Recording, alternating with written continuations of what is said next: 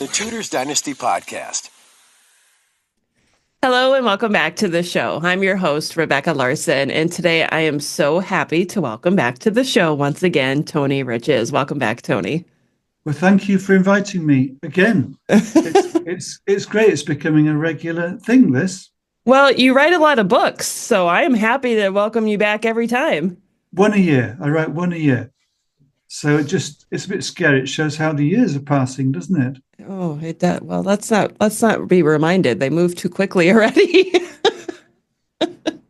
I seem to recall one time when I was working on my fiction book, I think it was, that you told me that the best way to do it was to write 1 page per day.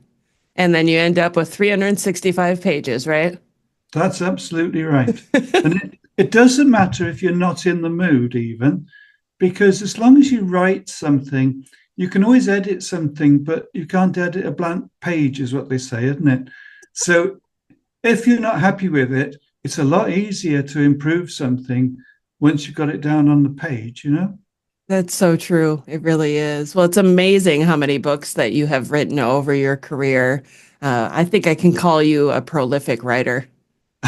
Thank you.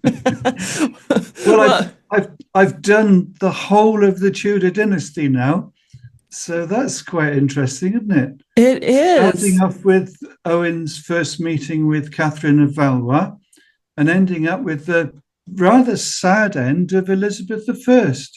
It was quite tragic, propped up on cushions, because she'd been told that if she went to sleep, she might die or never wake up. So she decided, perfect solution, just don't ever go to sleep. It's a bit of a snag with that, though. Doesn't always quite work out. People like Robert Cecil and everybody are around her saying, I'm going to ask you who the successor should be. No answer means you agree with whatever I have in my mind.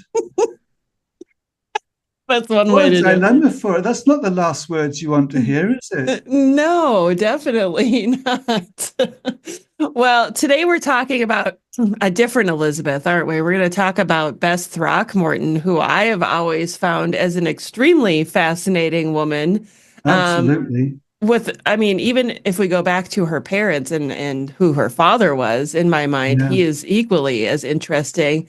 Why don't we start out there and talk about her background, who her parents were? I wrote a guest post last week, actually, about how Bess is somehow associated with just about every conspiracy from obviously the Throckmorton plot. It's from a Catholic background, powerful Catholic family, and they had branches everywhere, as they say, and roots everywhere, right through to the gunpowder plot. So you would think, well, how is she related to the gunpowder plot? But nearly all of the conspirators, except for perhaps Guy Fawkes, are actually distant cousins. And so, if it wasn't bad enough to have been involved in all the other plots, and that was really the icing on the cake, I think. But she spent the whole of her life struggling with the reputation of her family, the Throckmortons, because, of course, they were champions to the Catholic cause and then vilified by the Protestants and Puritans. So basically, poor Bess was kind of a bit labelled, really, as at the very least, a question mark, if not an actual high risk.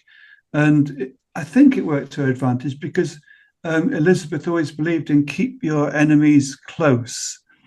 And it's said that Bess's brother Arthur paid for Bess to become a lady in waiting to Elizabeth, because you could do that. You could just pay money and they would take the money quite happily. They had so many ladies in waiting that they didn't really mind one extra. And in really over a couple of years, she became a gentlewoman of the bedchamber. Now that is a huge privilege because that is the daily first thing in the morning chatting with the Queen and that's the sort of position where you get to ask a few favors if you choose to. And, so everybody knows that and is trying to get her to mention them in dispatches, sort of thing. And a big position of trust as well, because obviously Elizabeth would only keep close to her, really, the people that she trusted implicitly. And then along comes this rascal Walter Raleigh, and I enjoyed writing about him, but I drew a line across after the death of Elizabeth in the book about him, because there really wasn't room to cover the rest of his life, writing a history of the world and things like that. But it picked up nicely then in Bess, because she did spend a lot of her time in the Tower of London with poor old Walter. And that must have been fascinating, because my wife and I, we went back to have you been to the Tower of London, they call it the Bloody Tower now, but it was called the Garden Tower in those days. Have you been there? No, I was unable to get there on my trip last June, Oh, but what a when I shame. go, I Right. think this September I will. What I recommend is, because there's this whole thing about the princes in the tower anyway, in that tower, but it's called the Bloody Tower since after Walter's time. In his time, it was called the Garden Tower. And outside, there's a little tiny herb garden, which represents the garden that Walter and Bess had. They made a home out of this place. But what you can do is you can sit in his cell and you can go up the stone steps to their bedchamber, or the room that was used as their bedchamber, and get a real sense of what it must have been like to spend over a decade in there, And Walter basically he accustomed himself to it, and that was his life. He used to do his writing and have lots of visitors. And Bess got a little flat just round the corner, so she didn't have to actually sleep in the tower if she didn't want to. So she could pop home for tea and then come back and visit later on. So the yeomen of the guard were perfectly used to Bess coming and going as she pleased, which is nice, isn't it? But she was fiercely loyal to Walter, and I think we have to admire her for that, because he must have been so difficult to live with, given all of that, And I found that all very intriguing, really. Yeah, I can't even imagine what it must have been like for her just to live through the reign of Elizabeth the First. Well, To the amazing thing is to actually marry Walter in secret, knowing that the Queen would be furious. That's not a great way of going about things, is it? But of course, it was catch-22. If they asked permission and then she refused, which she had been known to do, then it would be double jeopardy, wouldn't it? To marry despite her explicit refusal. Yeah. So it was all decided for them when Bess fell pregnant. I can't imagine how that happened, and because they weren't even married. But the dilemma then is, what do you do? She continued going to court, and luckily the fashion of the day meant that she could get away with it for a surprisingly long time. They just thought she was putting on a bit of weight, perhaps, and obviously it reached a point when they couldn't keep it going any further. So they dreamt up this idea of her brother's wife being ill and needed her to nurse her in her illness. And so that got her excused from court at the vital time, But I enjoyed living through all of that. And of course, I've been living with Bess since I wrote Walter. So that's, 5 years. Wow. For 5 years, she's been haunting me in a nice way, I mean. And so I've studied all of her letters and read everything I could about her, as you can imagine.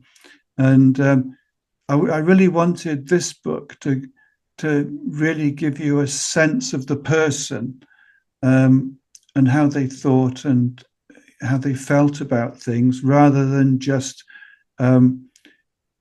with, for example, the book on Drake. I had so many exciting sea voyages and things that I never really sort of slowed the pace, you know. But with Bess, she sits there one time and she is a little bit bored because Walter's not around, and she's looking at her change and she realizes that one of her shillings has been clipped.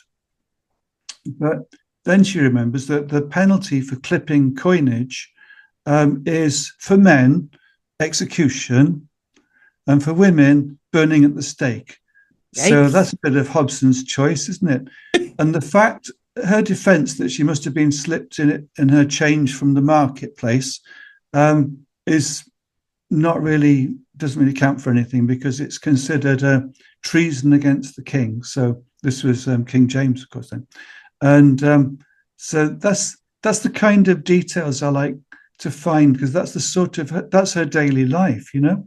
Imagine if you look down and at the coins in your hand. We don't have coins anymore in this country, I don't think. It's all in the sort of Apple Wallet. But if you did have coins and then you found one had been clipped, and it could mean that you got burned at the stake for being in possession of it. Those are interesting times, aren't they? Well, yeah, it seems like your enemies could plant some of these coins Definitely. on you. But there's one redeeming thing about being burnt at the stake in Elizabethan times, is if you asked very nicely, they would hang a bag of gunpowder around your neck so that you didn't suffer too much. Yeah, that's nice, at least. Well, I want to go back a little bit and talk about that first pregnancy when she left court and she had a son. What happened after she gave birth? I was so sad because having risked everything, obviously somebody told the Queen, because Walter had a knack for making enemies. So it wasn't anything really against Bess, except they didn't see her as a victim. They saw her as perhaps even a temptress, you know, or at least a little bit wanton. But once the Queen found out, it was quite simple that she just had them both thrown in the Tower.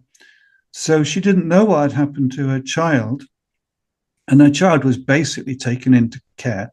And her brother Arthur paid a woman to look after the child. And sadly, spoiler alert for those who haven't read the book, the plague was sweeping through London like waves, you know. So everybody would think it was safe to go out again. And then they'd start dying of the plague all over the place. And then it would be okay again. And, you know, half the population had died or left. And then there'd be another wave of plague. And it was very indiscriminate. It took the rich and the poor, you know, old and young. And it actually took the little child and his nursemaid, suspected to have died, because there's no record of their graves or anything like that. And of course, what used to happen, everybody would just end up in a plague pit. And that's tragic. But she was in the Tower at the time, and not in a good place at all, either physically or mentally. No privileges, in disgrace, no idea what would become of her. And her brother visits her and tells her that I'm doing my best for you to get you out. And she asks for a pen and paper, pen and ink, you know, because she's denied everything. She's not even got a book. And the interesting thing that I found particularly fascinating was that she was only educated in those things which they deemed necessary for a lady to run a household. So that's a fairly short list of stuff. And so she could read and write, but only phonetically. And she didn't let that stop her at all. She wrote promptly to one of the most powerful men in the land, Robert Cecil, demanding all sorts of things, and phonetically, you know what I mean, and thought that was perfectly normal sort of thing to do. And she found out afterwards that Walter had been released for a while and hadn't even visited. So, so that's not great, is it? He No. was released because they captured a treasure ship, and the Queen was worried that the stuff was all getting looted from it before she could get her share. And Walter was ideally placed. He was available and he knew about all this kind of thing. And they gave him the job of writing an inventory of all of the contents of the ship and checking that nothing was missing from that. But it would have been a nice gesture to have visited his wife, or at least to send her some kind of token, Wow. perhaps a valuable ruby wrapped in a piece of paper or something like that. Something, anything. Like, it makes me just feel so bad for her, because it sounds like she would have done anything for him. Absolutely. But even then, despite all of that, she forgave him and remained faithful and loyal. And I think you have to admire her for that, because having committed to him, she was truly committed. Yeah. And I quite like that, because some of the people I've written about, one that springs to mind is Robert Devereux, the Earl of Essex. I think we've spoken about him. He was the opposite. He was awful, really. If some woman smiled at him, he was away with her round the corner 5 minutes later, And poor wives, Frances, she despaired of him, quite honestly, I think, because there was no changing him, And the nice thing about Bess was she was completely opposite, and not just because of her faith. Some people, it was their faith that kept them very devout and loyal to their partners, But in her case, I think there is a good, strong argument to say that she loved Walter and would stand by him right until the end. Yeah, for sure. Well, I want to know, who were the people that she had in her inner circle when he wasn't around? Did she have certain women friends? Well, that's the interesting thing about the Elizabethan series, is that I love the crossovers between the characters. So originally it was going to be about three of Elizabeth's favorite men, and I was obviously thinking of a couple of very prominent candidates, but I chose Drake, Essex, and Raleigh because each of them had a very different view of the Queen. Drake worshipped her as Gloriana, and Essex saw her like his mum, really. He was like a son that she never had. And then Raleigh was the captain of her guard, and so he was an employee, really. So each of them had a different view of her, which was fun to work around. And then the three ladies, I had so many to choose from, and it kind of emerged naturally as I was writing about the three men, because the first one, Penelope, is Robert Devereux's sister, and I was intrigued by her because she's a very modern woman, and even today would not stand out. If she was able to do time travel, she would blend in nicely in present society, I think, because she didn't care about that she was married to a Puritan who didn't like dances or fine clothes or anything. She decided she was just going to go and do what she wanted to do, and didn't really care who knew. So she would turn up at society parties and not care really about it. And then Frances, of course, was his wife, and she was married to Philip Sidney, who was actually Penelope's lover, you see. So that's all very, we're almost getting into soap opera territory here, aren't we? Except it's all true. And poor Philip Sidney died unnecessarily on the battlefield, leaving Frances destitute. And of course, her father was the Queen's spy master, you see. So she was extremely well connected, and she became a countess a couple of times. So that whole story was intriguing. And then Bess, of course, as I've said, as I was writing about Walter, I became more and more fascinated. I was more fascinated by Bess than I was by Walter in the end, because most of what I learned at school about Walter turned out to be wrong. So if you ask anybody to give you 3 facts about Walter Raleigh, it's that he invented tobacco and the potato, and laid down his cloak for the Queen. None of that stacks up at all. Sailors were smoking tobacco long before Walter popularized it, and potatoes have been around for millennia. It's just that he had plantations in Ireland and knew about potatoes and wanted to see how well they would do.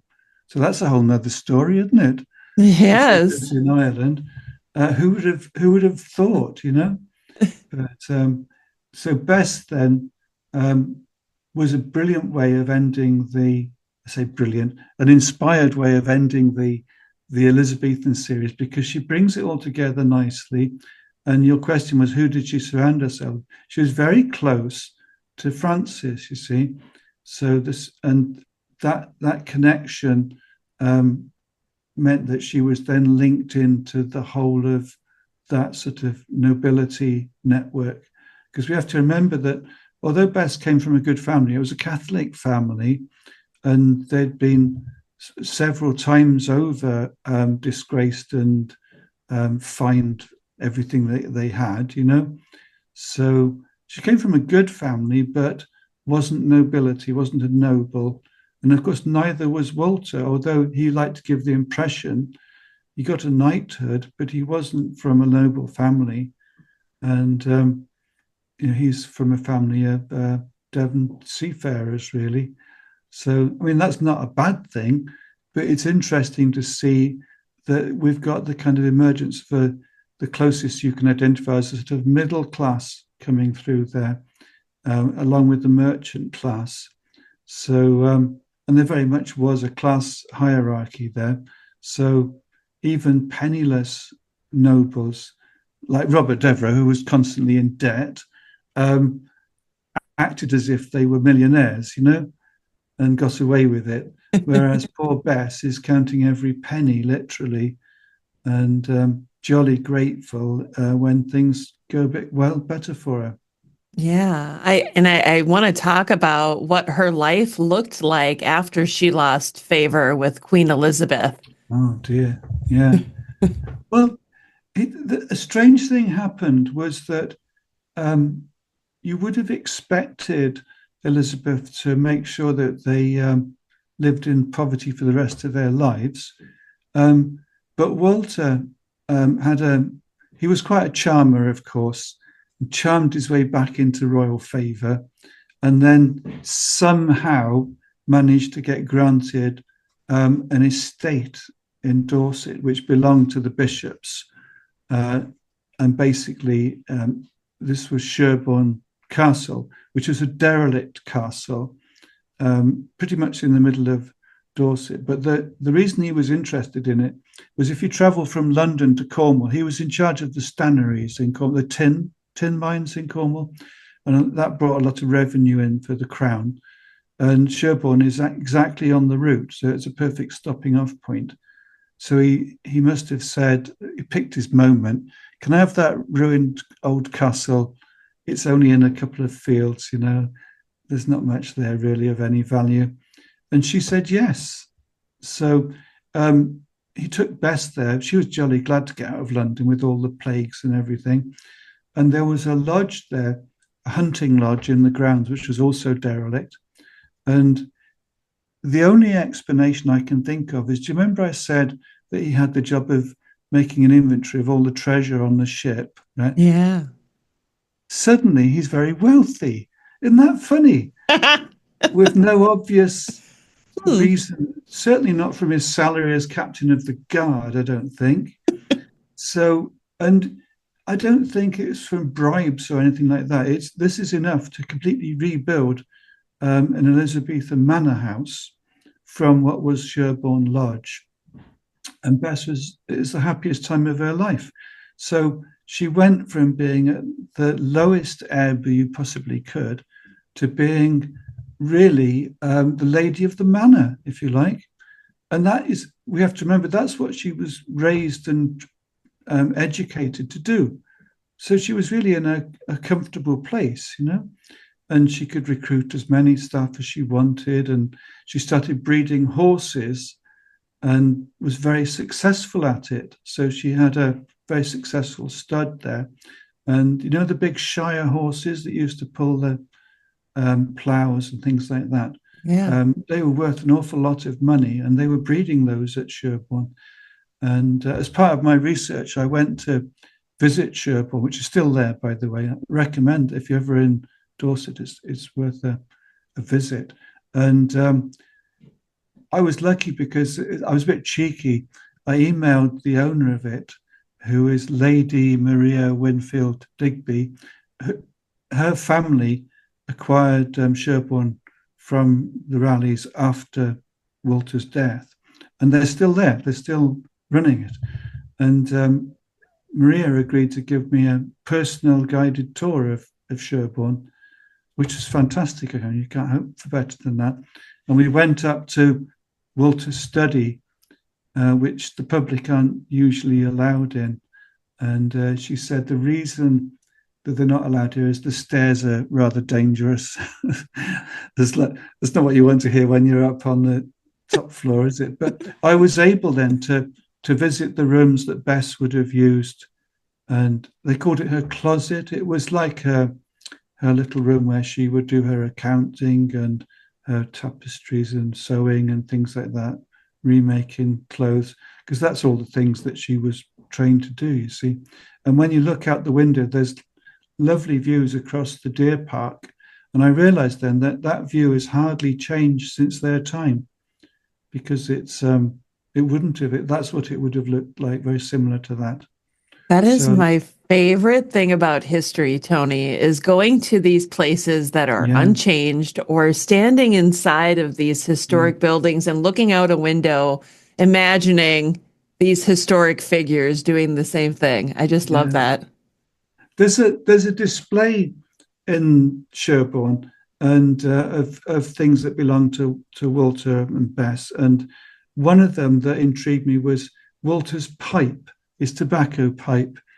And I hope I didn't overdo it, but as a little thing in the book, he would tend to light up his pipe and puff away at it, right?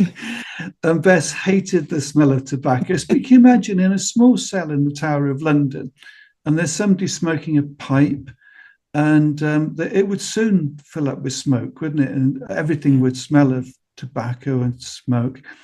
But never did she really say to him, for God's sake, just leave the pipe for today, just while I'm here. You can smoke it after I've gone. And I had that as a little kind of motif that recurs in the book, is that particularly when he's trying to think of what to do next, he'll light up his pipe and have a few puffs, As one does. That is exactly what would have happened, because he popularized smoking. And that went well, didn't it? That worked out well. I was going to say, yeah, that worked out real well. The worst thing was King James wrote a proclamation about the dangers of smoking. So there's a man ahead of his time, isn't it? Yeah, but quite ahead. Yeah. Oh, wow. So if only they'd listened more to him and said, he's got a point there. I think I should stub this out and leave the pipe in my pocket. But it took a few years. These days, I don't know what it's like with you, but it's very rare to see somebody smoking. I don't very often, certainly not on television. It really catches your attention if somebody lights up a cigarette on any television program. It really does. Yeah. I don't know if maybe it's still pretty common in some places in the US, but the cost of buying cigarettes has gone through the roof. So I think in a way that has deterred some people from smoking.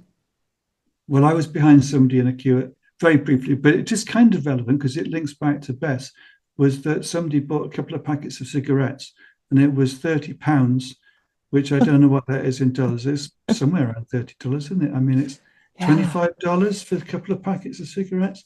Right. Yeah. Exact. Yeah, it's definitely I think here now the other day I saw in the store it was like $12 per pack. And I used to be a smoker, but I haven't smoked in about 14 years. And Yeah. back when I smoked, they were $2 per Oh, pack. wow.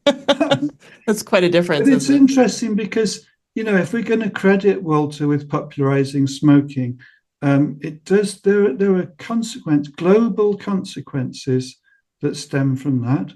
And Bess could have said to him, I don't think this is good for you. You're not doing well on all this, because it's neat tobacco, not filtered or anything.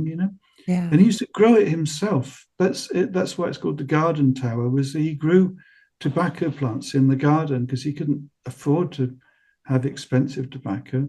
And he used to dry it over the fire, dry the leaves, so he had them hanging up like a washing line over the fire. And that would have smelled a bit horrible as well, I I think. can't even imagine. She really does sound like she was like the dutiful wife, right? She was there for him when he needed her. Um, when James the First came to the throne, now I'm going to make sure, see if I get my line right here, because this is the part of Tudor history I don't know as well. Um, I didn't either, by the way, because we kind of skipped straight to the Civil War when I was yes. in school. That's my memory. Perhaps I nodded off. We did Well, Henry VIII, Elizabeth I, Civil War, that's it. First World War. Just jump through time. Well, when James the First came to the throne, was Walter already in the tower, or was he placed in the tower after? He was released on condition, and he was planning a voyage to search for El Dorado, the city of gold. Mm, So James had half an eye on that'd be quite handy if he found the city of gold, because I could claim it all for the crown. yeah. Yeah, so that would be good. But of course, Walter being Walter, he upset them again because the king's what shall I call him, favorite companion, gentleman, was given Sherborne. So Oh. that Walter took that badly. You see, he thought it was for all the wrong reasons. And but anyway, so the answer to your question is that Walter should have made jolly sure he kept in with King James, because he could have benefited hugely from it and become the admiral of the Royal Navy and all that sort of thing. But instead of that, he started upsetting people and ended up locked up again. So that wasn't great for Bess. No. Well, if James gave away their home, where did Bess go? Oh, she had a real hard time then. So basically, there was a lot of rented accommodation in London, but not in the best areas. And we have to think about the the, the hygiene. They used to throw the slops out of the window into the street. That's not just a thing from Hollywood. That used to really happen, and then it would run down into the Thames. And there were plagues of rats as well, and of course all sorts of bed bugs and fleas and things like that. So I made sure there's a bit of a mention of those, and that she was really struggling. So she decided to put on her best dress and go and appeal to King James, because she still had access to court. She knew how to blag her way past the guards and things like that. She would just say, "Do you know who I am?" or something like that, and they would just let her through. She got access to the king, but only briefly, and he was just a bit bewildered by this woman who was asking him favors and offering nothing much in return. If Walter had actually found El Dorado, it would have been a very different story, wouldn't it? Yeah. But sadly, a couple of his men got eaten by a giant lizard, halfway up the river. And in the end, they ran out of supplies and had to come home again. So, A giant lizard. So was that like an alligator? yeah. Okay. But they didn't know about alligators then. They just, all they knew was this giant lizard rose up out of the. It'd be quite shocking, wouldn't it, to be trying to find the city of gold quite innocently, to loot it from the local people, and then giant lizards start attacking you. I can't even imagine. Like, we have such full access, right, with the internet to be able Oh, to yeah. know all of these things that we might not see every day. But during their lifetime, these things were like alien to them. Absolutely. But exciting as well, because there was potentially you could become a millionaire. You could establish America, couldn't you? Yes, you You could could. sail across and set up Virginia and name it in honor of the Queen, and things like that, which is quite hard to do these days, isn't it? Yeah, I'd say quite I hard. claim this land in the name of King Charles III. It's not got quite the same ring. I could call it Charlestown, couldn't I? Oh, you could. Yeah. Well, No, let seriously, what happened was Bess was a resourceful survivor. So I don't want to give too much away, because I would like some people to be able to read the book without knowing everything. But she lived to the age of 82. So she is one of the last true Elizabethans, in that she literally saw Elizabeth every morning, every night, tucked her into bed, and shared secrets with her. So she really was close to the Queen at her peak, in her prime. And she witnessed everybody that she knew died of one way or another. And so she saw the introduction of the Stuart regime, with all that went with that. And she ended up in quite a nice house, well looked after, and her son looked after her as well. So she was, there's kind of as close as you can get to a happy ending in it, because 82 for an Elizabethan is quite a respectable age, really. Yeah, definitely. And of course, now you mentioned another son, which we didn't even talk about, that they did have I'm another trying child. I'm trying to walk a tightrope of not giving away everything. Okay, that's okay. We don't have to talk about him, because I definitely want to talk about, and spoiler alert for those who don't know, Walter Raleigh was executed. Let's talk about the story that has been going around forever, whether or not it's true that she carried his head around with her for the rest of her life. Yeah, I've got a rule that I only put stuff in my books, historical details, that I can validate from a reliable source. And I personally couldn't find a reliable source other than a contemporary note of the execution, which said that Walter's head was taken away by a group of ladies. Mm. So it's perfectly reasonable that that group of ladies could have either been associates of Bess or included Bess. But that's not the same as then the jump to her carrying it around in a silk bag for the rest of time, is it? There are certain practical issues with that. She could get thrown out of the theatre, couldn't she, if they searched her bag? Or what? No, I shouldn't joke about it.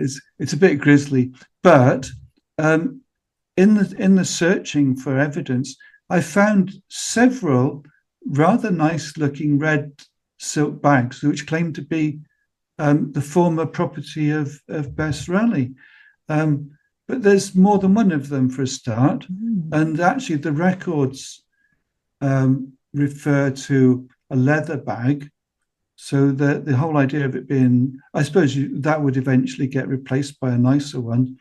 But sadly, like a lot of these things, I think there's a bit of truth in it, in that these myths and stories don't come from nowhere, but they get a bit embellished in the retelling. And I think that it's fair to believe that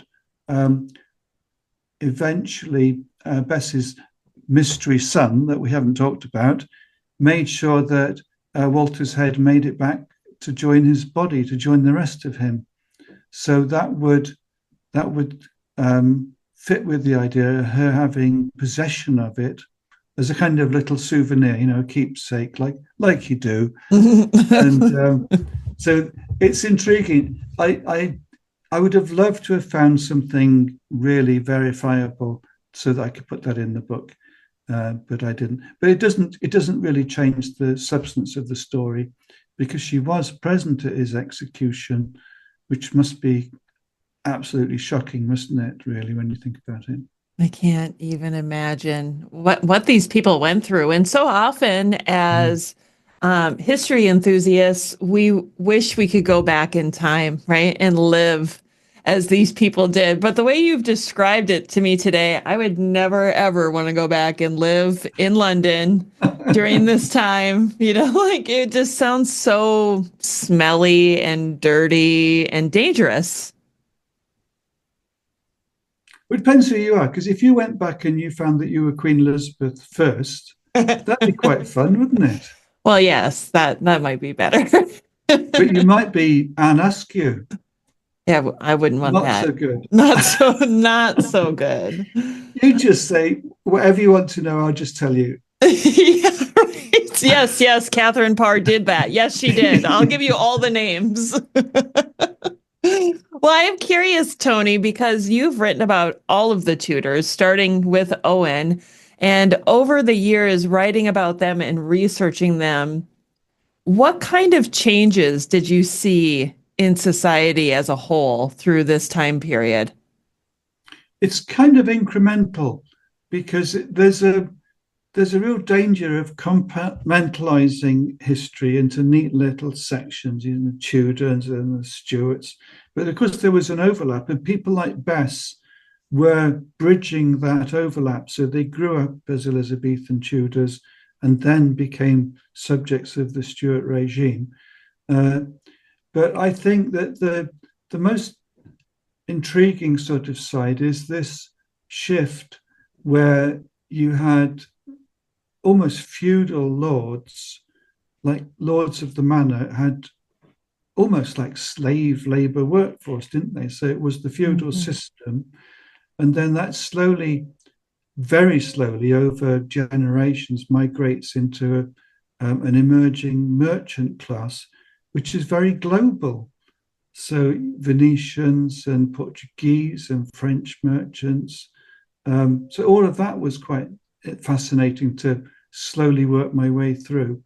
And then, of course, the ambassadorial class, so that at one time there were always ambassadors, weren't there? But they were not explicit. They didn't call themselves the ambassador of Spain or something. But then gradually that became a very respected thing to be. So if you were a visiting ambassador, Elizabeth I would throw a banquet and not care at all about the expense, out of respect for your role. And that whole idea under, for example, Henry VII, he used to basically take care of business himself, as far as I could tell, generally, whereas even Henry VIII had a lot more ambassadors. And there's that painting, isn't there, the ambassadors, which like marks a turning point in the status of those sort of normally men. They were all men, weren't they, really? Yeah, they were. There were women that worked in an ambassadorial role, but that was quite different, I think. Yeah. I love that you've covered the whole of the Tudor period in your books. And I want to make sure that people who are unfamiliar with your work, and at this point, I don't know how they would be, but for those who are unfamiliar. Where have they been? Right? Maybe they've been under a Stuart rock for a while and we're pulling them out. But for those who are unfamiliar with your work, where can they find your books, Tony? Just go into Amazon and type in Tony Riches and they'll all pop up. I've got a website, which is tonyriches.com, and all my books are on there, and they are all available as ebooks, paperbacks, and audiobooks. And I'd kind of the narrator of my audiobook of Essex had COVID or something, so there was a massive delay on that. But the guy that took over from him put sound effects on. So he also did Raleigh. And so when Raleigh's in a tavern, you can hear tavern noises. And when a cannon fires, there's a real cannon goes off. I just found that fascinating, you know. I The love it. all the books that are about ladies in the Elizabethan series are narrated by an actress called Ruth Redman, who's got a very comforting voice. But what she does, the reason I can't do it, by the way, is if I try and do a lady's voice, it sounds ridiculous. But she can do a man's voice really nicely because she just puts slightly different emphasis on different. You're not even aware of it. It's only when I started thinking about it. But I do find it absolutely amazing to spend a year writing a book, and then one day an email pops through with a sample of the audiobook, and I actually hear somebody like Bess talking to me That's in a got to be very amazing. compelling way, and makes you really sit back and think, God, did I do that? I'm still waiting for the call from Netflix, by the way, because I just think it would be a great. We start off with the Tudor trilogy, make it a 12-parter, you know.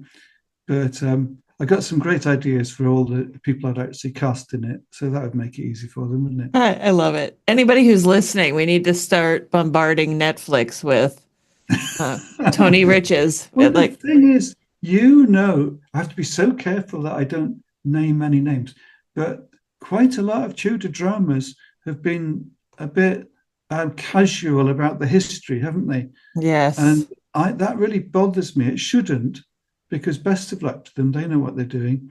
But to merge, for example, Mary Tudor and her sister Margaret is a crime as far as I'm concerned. They may have saved money on one actor or something, but what about the people that are trying to understand Tudor history, you know? Where does that leave them? Exactly. Confused, I think. Yes, I think so too. And that's what we're constantly combating is the people who watch that series and take it as 100% fact. Yeah, And yeah. it's not. It's not. Well, and I love your series. You've done such a great job researching this. And if you're listening or watching right now, I highly recommend that you go out and Well, get thank you. Tony's books today. Tony, thank you so much for coming back on the show again. It's been great to speak to you again. And I don't know if you'll have to change your branding so you can talk about the Stuarts, but that's where I'm heading next. Yes. Post-Tudor, I could call them, couldn't I? You could. Hey, I already changed my branding to Tudor's Dynasty and Beyond. So you fit right There in we are. there. That's good. Yeah, so we will have you back. Thank you. Thank you for your time. I really appreciate it. Thanks, Tony. And that concludes another episode of the Tudors Dynasty podcast. Thank you so much for listening. If you love the show and would like to show your support, consider becoming a patron over on Patreon. That's patreon.com/Tudors Dynasty. Over there, you'll get commercial-free episodes, early access, and some patron exclusive content as well.